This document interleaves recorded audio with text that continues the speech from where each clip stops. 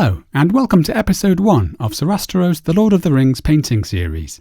In these videos we'll be painting miniatures from Fantasy Flight Games' The Lord of the Rings Journeys in Middle-earth. This series is designed for the beginner painter, and in this episode we're going to explore some nice simple techniques using quite a limited paint selection to paint the main bulk of the enemy units in the game.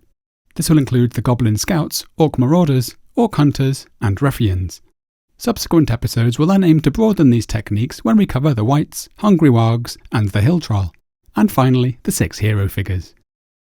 Please note that I'll be introducing all of the paint and equipment you'll need to get started in the hobby throughout the video, but I've also provided a concise list of everything you need in the video description. Here's a brief summary of how we're going to paint our first miniatures from The Lord of the Rings Journeys in Middle-earth. We're going to begin by preparing the figures by cleaning them up and applying a spray-on primer. And I'll be recommending priming in black, followed with a spray of white from above to create an initial pattern of light and shade, although a plain prime in white would also be okay. We'll then apply the base colours, mostly using quite a thin consistency to allow the light tones of the prime to show through. This will reduce the need to add highlights later on. Next we'll look at how we can use some simple washes or shades to push the contrast and definition, and very easily create a nice bit of tonal variation. Finally, we'll explore a range of optional finishing touches that will include adding things like some nice easy rust effects and weathering, 1 or 2 extra details to help add variety, and we'll finish things off with some simple but effective basing ideas. Let's begin.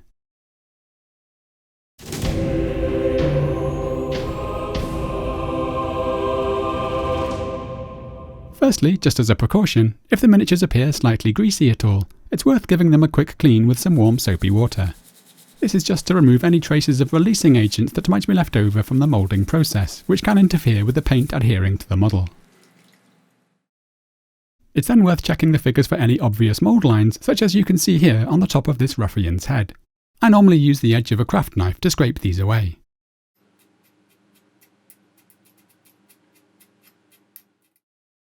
If you'd rather not use a knife, you can buy dedicated scraping tools such as this one from Games Workshop.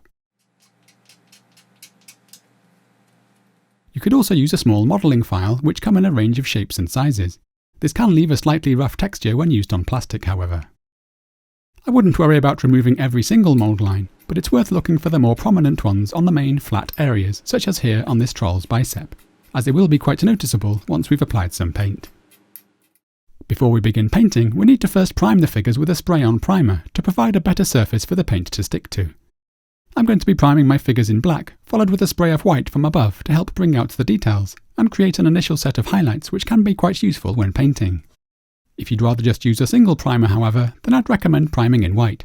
This is so that we can create our light tones through the simple use of thin base colours, thus avoiding having to spend time building up the brightness with highlights later on. There are many makes of primer you could use, and I'm using Citadel's Chaos Black, followed with Tamiya's Fine White surface primer. To more easily prime multiple figures in one go, I'm going to fix groups of figures to a piece of wood using some white tack. I would then advise priming outside if you can, and it's a good idea to wear a breathing mask and a latex glove for your offhand.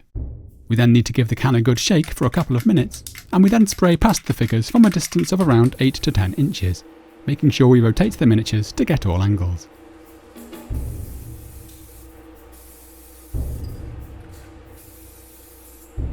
Once dry, any significant gaps can be hit with a second spray.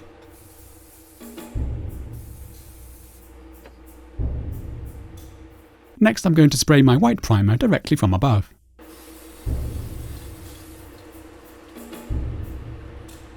This can be done in a couple of passes and is often referred to as zenithal priming, as it results in a pattern of light and shade that mimics the effect of the sun when it's directly above or at its zenith.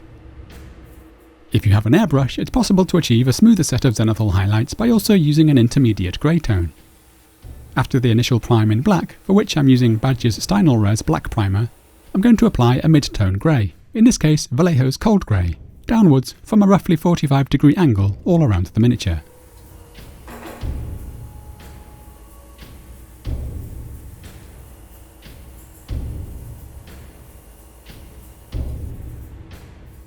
And I'm now going to spray directly from above using pure white.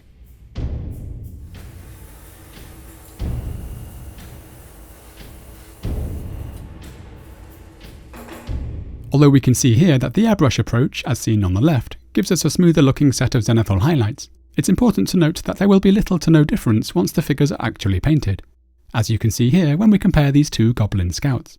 In this case, it was actually the Goblin on the right that was primed using an airbrush. Once the figures are primed and ready, it's time to begin painting.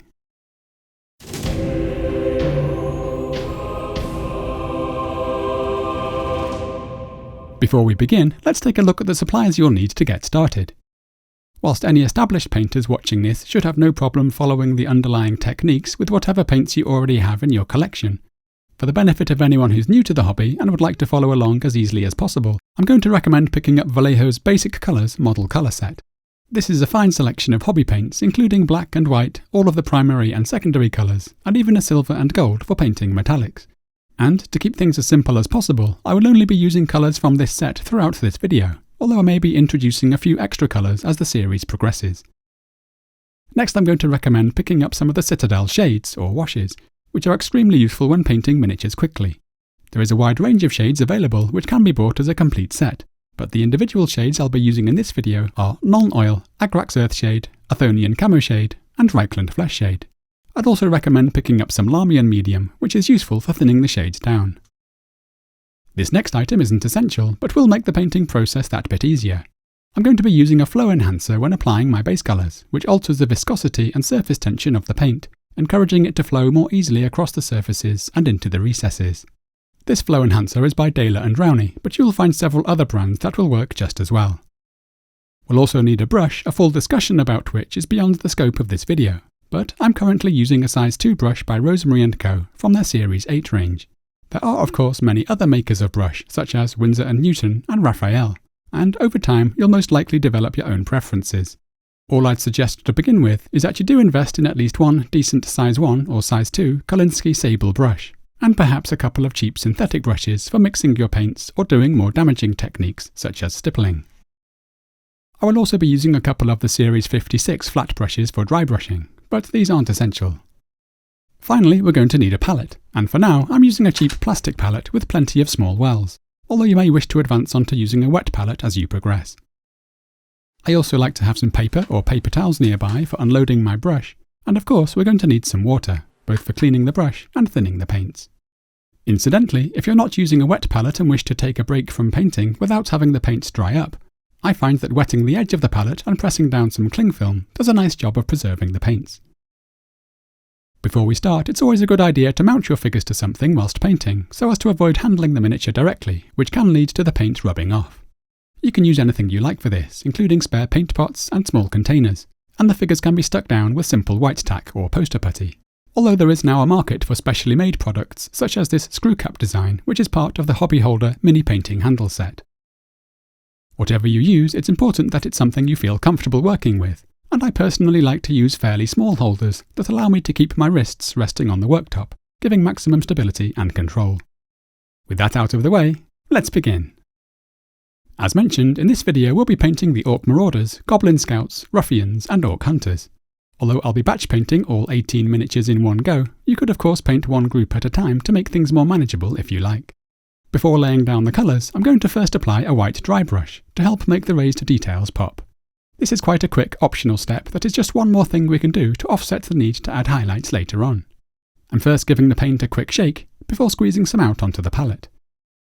We can then use a large flat brush, such as this size 4 Series 56 by Rosemary & Co, or indeed a spare makeup brush, which will also do the job. I'm now getting some undiluted paint on the brush before wiping most of it off onto some paper. I'm then repeatedly brushing the miniature using light downward strokes, letting the white paint pick out the raised textures and detail. The idea here is to maximise the definition and contrast in a fast and easy way now, so that, provided we keep our base colours thin enough, we won't have to add any laborious highlights later on. It's also a useful way to brighten up areas that may have turned out a little too dark after the priming process, such as you can see here. We're now going to begin adding our base colours, and I'm going to start by painting all of the areas of skin. For the Orcs and Goblins, I'm going to create 3 basic skin tones for the sake of variety, starting with a slightly muted green colour. For that, I'm going to mix a little flat flesh into some refractive green. I'm first squeezing some paint onto the palette, before mixing in a couple of drops of water to thin the paint down a little. I'm then mixing some of the flesh tone into the green. For most of these skin tones, I'm looking for something that's not too dark, as I normally like the skin to stand out. This isn't essential, but here I'm pouring out some of the flow enhancer. And I'm adding 1 or 2 brushes to the paint to help create a more flowing consistency. I'm now painting all of the skin on this Orc Marauder.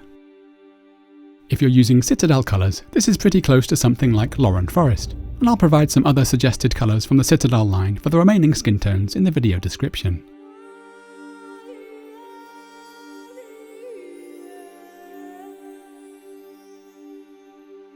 Having a good quality brush that holds the paint well means we can cover quite a lot of the miniature before having to go back to reload the brush.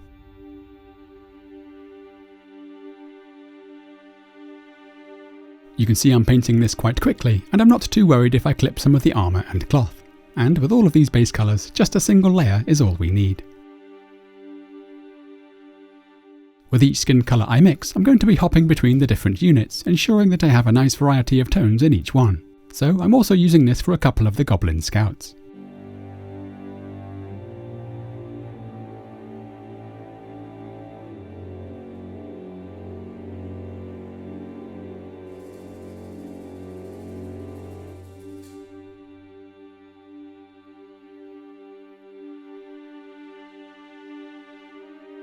And here I'm painting one of the Orc Raiders.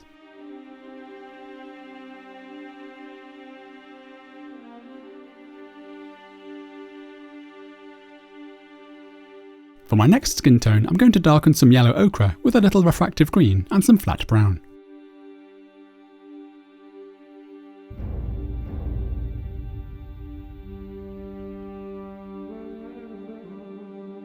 Just as with the green tone, I'm also mixing in a little flow aid.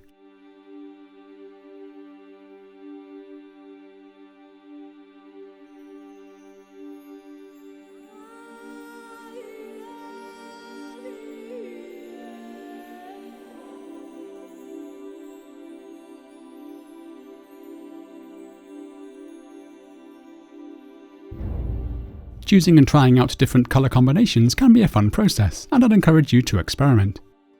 Here, for example, I've chosen to mix the previous 2 colours to create an in-between tone for one of the Goblins.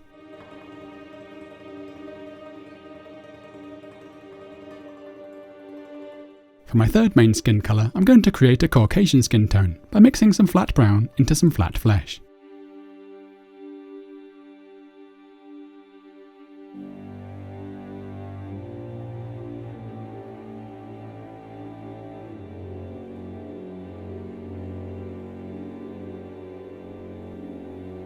I've also decided to mix this with some of the Refractive Green to create yet one more tone.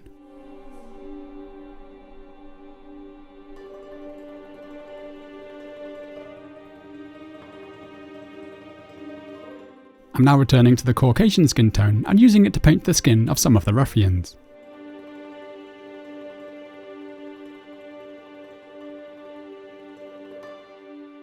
Notice I'm taking care to brush the paint away from the top of the head, leaving a nice area of highlight.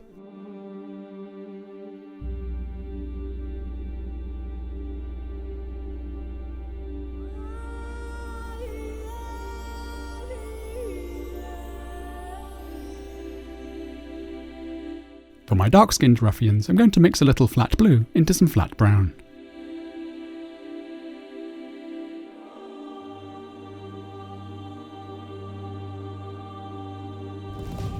You'll occasionally see me unloading excess paint onto the back of my hand whilst I work.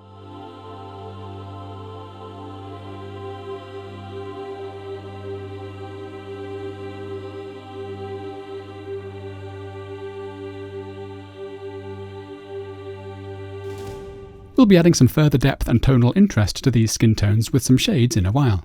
But first, let's paint the remaining areas, and I've chosen to start with all of the metal weapons and armour. To do that, I'm going to mix some flat brown and some black into some silver, to create a brownish metallic tone. The precise ratios aren't that important, and you could vary the amount of brown and black you add, depending on how bright or dirty you want your weapons and armour to look. I'm once again applying this quite quickly, and although I'm taking some care to avoid the skin, I'm not afraid to go over some of the smaller areas of leather and cloth.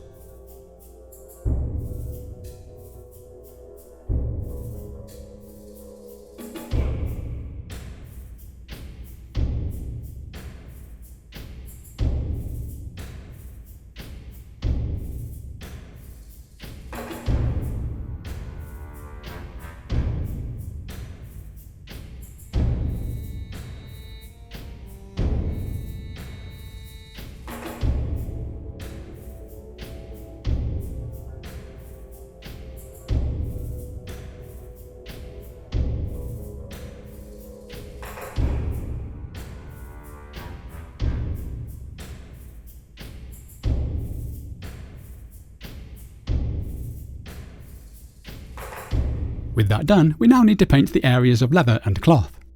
There are lots of options here, and you should feel free to experiment with whatever colours you like. I'll be using mostly quite muted natural tones, and will often go quite dark, to contrast with the mostly paler tones of the skin. I'm therefore starting with a dark brown mix of flat brown and black. It's generally not a bad idea to create an overall gradient from light at the top of a figure to dark at the bottom, partly to help draw the viewer's attention to the face, but also to mimic the way subjects are generally lit. Dark colours like this, therefore, might be a good choice for places like the feet and legs.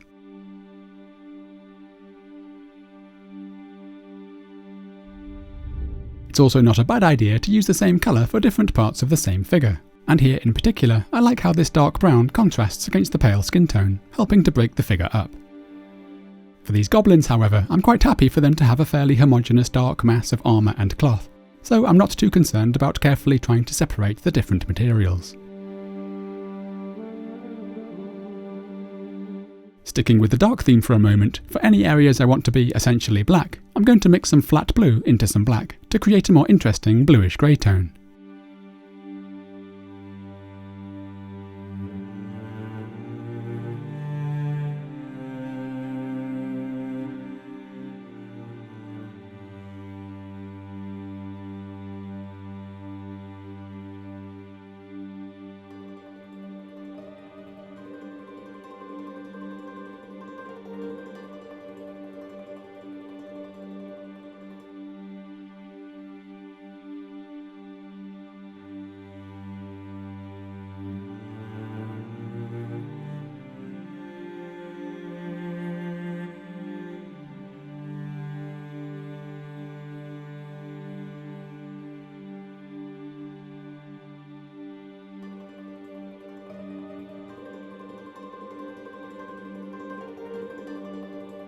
I'm now going to begin introducing some lighter elements, so I'm going to mix some yellow ochre into some flat brown to create a light brown tone.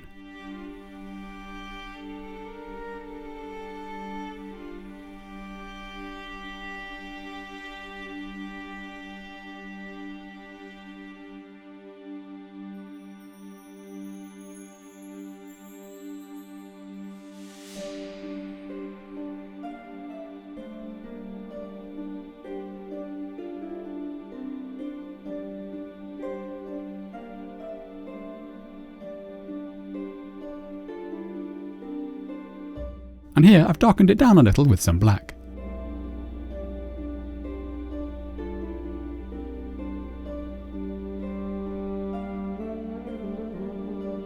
In a few places I'm using some pure refractive green.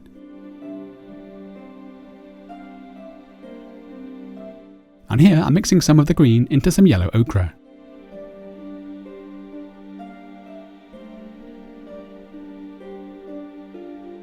And I'm continuing to play with the different combinations of browns, greens and ochre.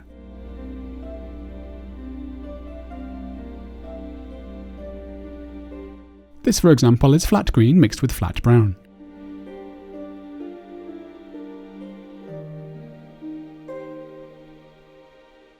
It's worth bearing in mind that all of these clothes, weapons and armour are going to be darkened down with some shade in a moment. I've also chosen to introduce some limited spots of red, mostly for the Orc marauders. To do that, I'm desaturating and darkening some flat red with a little refractive green and some black.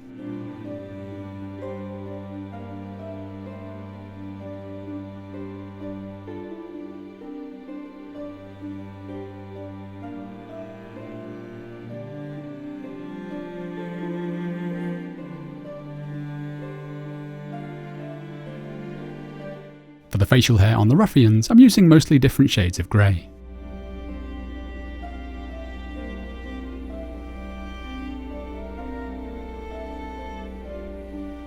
And for some of the smaller details, I might use a somewhat tan colour by mixing some flat brown into some buff.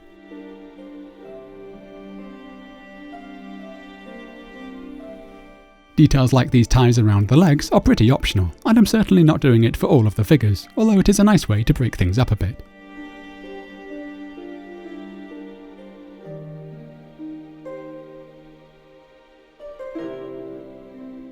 I'm now mixing a lightish grey with a hint of brown and using this for most of the areas of fur.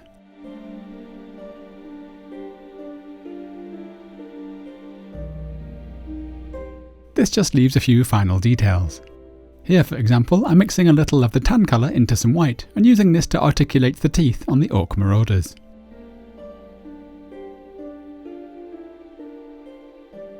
And I might pick out some of these buckles with the metallic tone we mixed earlier. Applying the base colours is often the most arduous step, and you will have done very well to have gotten this far. You may also find each successive stage to be more fun and rewarding than the last. So join me now as we add some shade.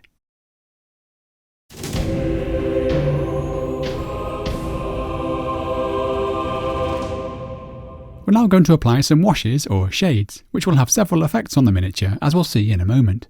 To begin with, I'm going to use a single generic dark brown shade for all of the clothes, armour and weapons on all 18 figures, followed with separate shades for the different skin tones. So for the dark brown shade, I'm going to create a mix of 2 parts Agrax Earthshade with 1 part Nuln Oil. I'm also going to thin this with 1 part of Lahmian Medium just to temper the darkening effect of the shade. Firstly, it's important to give the shades a good shape. And I'm now using an old brush to measure out 10 brushfuls of the Agrax Earthshade. And now 5 each of the Nuln Oil and Lahmian Medium. I'm now simply brushing this over anything that isn't skin.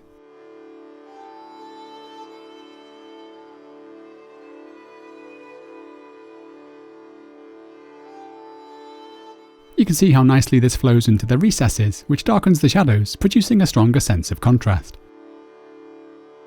The shade will also collect nicely along the edges and grooves, giving us some instant dark lining, which helps separate the different parts and increase the definition of the model. The use of a dark brown tone also helps to create a generally weathered and dirty look, which I think befits the subject.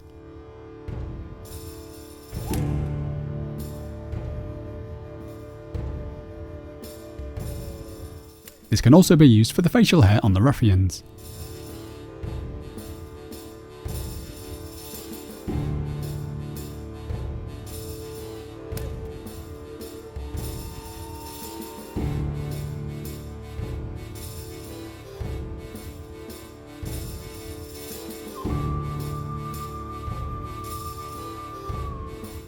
Although you could actually use this dark brown wash for the entire figure, I'd really like the skin tones to stand out, so I'm going to let the brown shade dry before creating a separate tone for each of the skin types.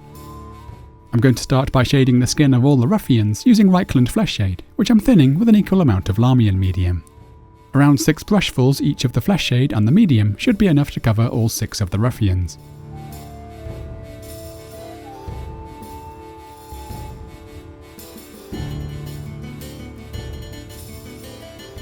I'm working with a little more caution here, taking care to ensure that no shade is allowed to pool on the larger, flatter areas, such as the dome of the head.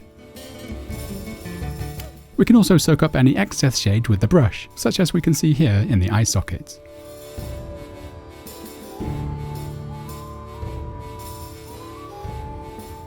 I'm going to use the same shade for this Orc Marauder, but I've chosen to mix in a little Agrax Earthshade to create a slightly browner tone.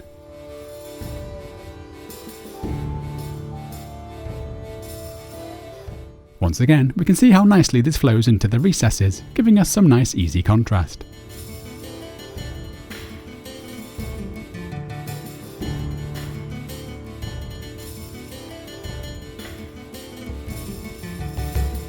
For the greenest skin tones, I'm using Athonian Camoshade, once again thinned with some medium.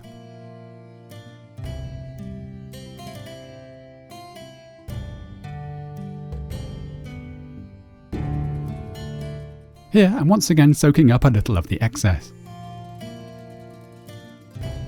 For some of the slightly less green skin tones, I've chosen to mix some Reikland Fleshshade into the Athonian Camoshade to create a more brownish green. Playing around with the different shade and base tone combinations can be quite fun, and I'd once again encourage you to try a range of ideas out. It's worth noting that rather than trying to precisely match the base colour with our shades, using shade tones that stray from the base colour is a nice way to produce some tonal variation. Here, for example, we have some browner shades in the recesses, giving way to more green tones in the highlights.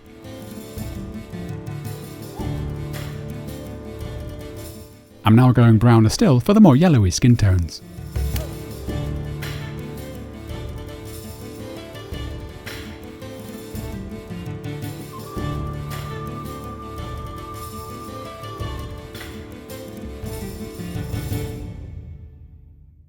Once dry, we can see how easy to use and effective the shades can be. And because we've kept both the base colours and shades adequately thinned, we still have plenty of light tones in the highlights. The figures are certainly looking good enough to game with, and you could simply paint the bases and call the figures done if you like. Otherwise, join me now as we add some optional finishing touches.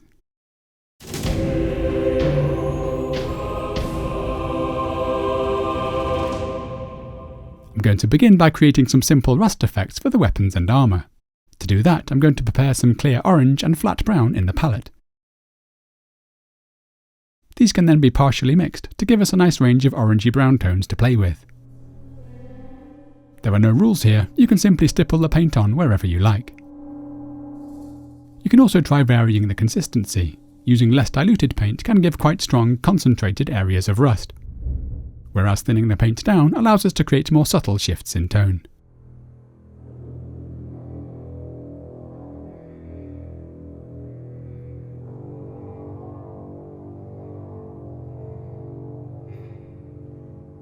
Here I'm mixing some black into the flat brown to give me a wider range, and of course we can layer different tones on top of each other.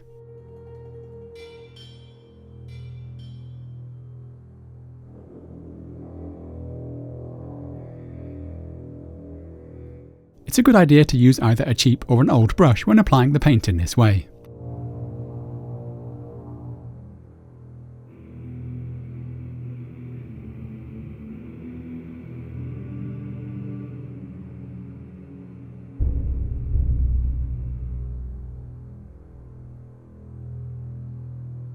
Next I'm going to darken and desaturate some red with some black and flat green. I'm now applying this quite thinly to some of the blades to give the suggestion of dried blood.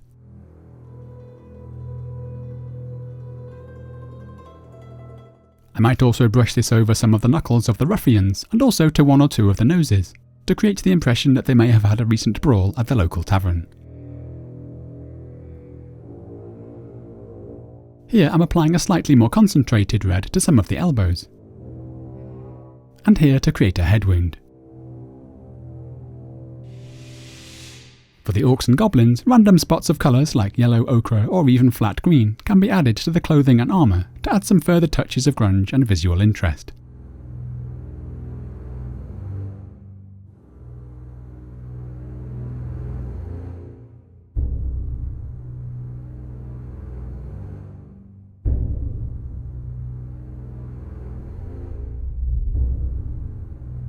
Likewise, here I'm using a dark green-brown mix to add a few blemishes to the skin.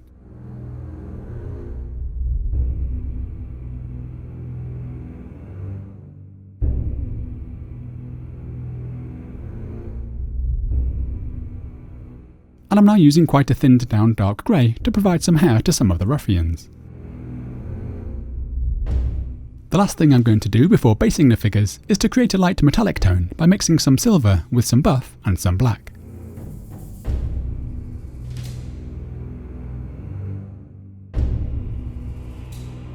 I'm then using this to add a few stippled textures to the metalwork.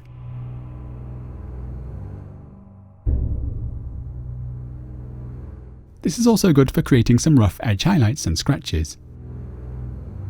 We can use the side of the brush tip to easily pick out some of these edges. Finishing touches like this are not only fun to try, but are a great way to add some further character and individuality to the figures. Once done, we now need to make a decision about the bases. Our options include painting them a simple flat colour such as black or brown, or even replacing them entirely, either with a clear acrylic base or a pre-made scenic base, such as these by Gamer's Grass, although they aren't cheap. I find creating my own scenic bases is a lot more fun and rewarding, and here's how I've chosen to do it. I'm going to begin by brushing on a basing paste by Vallejo, before sticking down some pieces of cork to look like rocks. The cork can either be bought in tubs like this one by Army Painter called Battlefield Rocks, or you could chop up a disused drinks cork with a pair of clippers. It's worth checking we're happy with the size of the rocks before we paint them. I'm now going to mix quite a pale grey, which I'm going to thin down with a fair bit of water.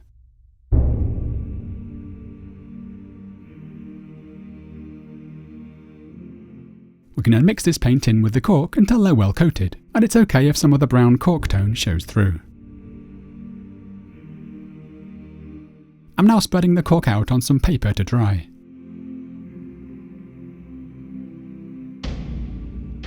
Next I'm going to take some of the dark earth basing paste and apply it quite generously to the base using an old brush, taking care not to go over the feet.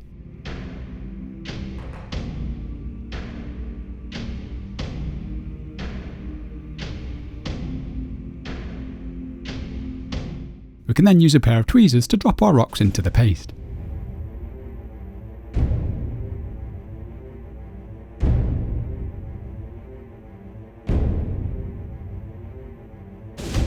You can of course vary the size and number of the rocks depending on what kind of landscape you want to suggest.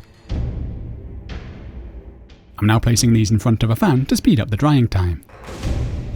Next I'm going to dry brush the rocks with a very pale grey, and I'm using a small flat brush to do this. As usual when dry brushing, I'm using the paint undiluted.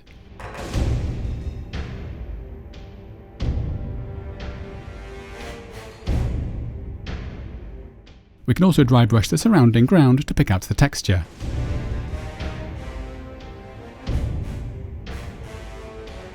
Next I've chosen to shade the ground using a 2-to-1 mix of Agrax Earthshade and Larmian Medium.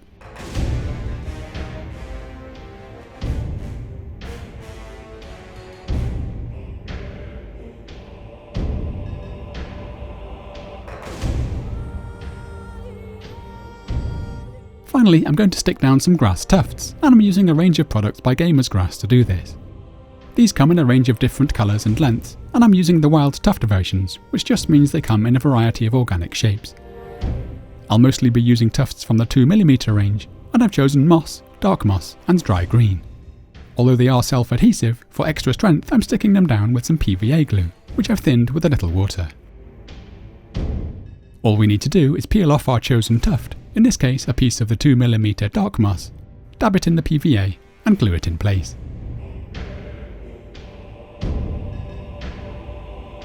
Next I'm applying the slightly lighter 2mm moss colour.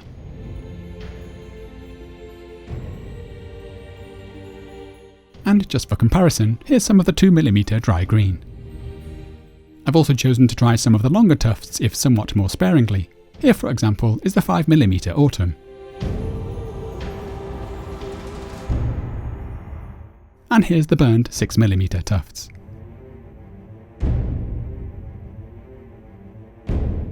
Combining different colours and lengths is a nice way to create some organic variety.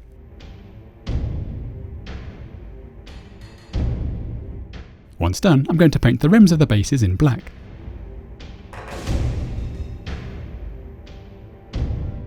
And finally, it's a good idea to protect the miniatures with a coat of matte varnish. My spray-on varnish of choice would be Tester's Dull Coat, which I'm going to spray off camera outside. Failing that, you could always use a brush-on product like Vallejo's matte varnish. This can be thinned with a few drops of water before brushing onto the figure. This may look a little white now, but will dry to a clear finish. We don't need to cover the entire base, but I would certainly protect the rim where we might expect a fair bit of handling. Once dry, this goblin's ready to join the game.